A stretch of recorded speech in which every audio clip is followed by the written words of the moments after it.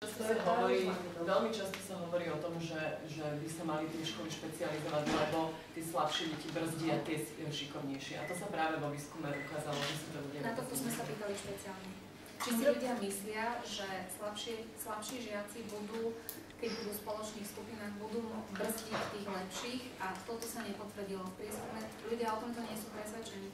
A my sme dlho aj uvažovali o tom, a teraz tá interpretácia, ktorú ja poviem, to nie je skutočná interpretácia prieskumu, lebo nemáme ešte tie hlbšie dáta, my musíme pozrieť, ako nám tie položky pasujú.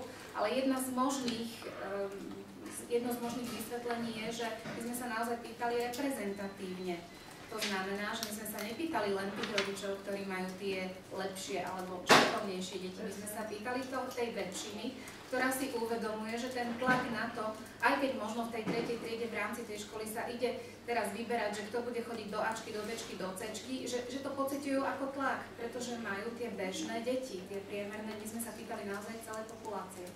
A v tomto je ten posun vo vnímaní, keď sa niekto rozpráva možno na úrovni analytikov alebo tvorcov verejnej politiky a zriaďovateľov škôl v hlavnom meste v Bratislave alebo vo väčších mestách, kde ten výber možno cítia, že tí ľudia tlačia na ten výber, a potom, keď sa na to pýtate ľudí vo všetkých lokalitách na celom Slovensku, dostanete inú odpoveď.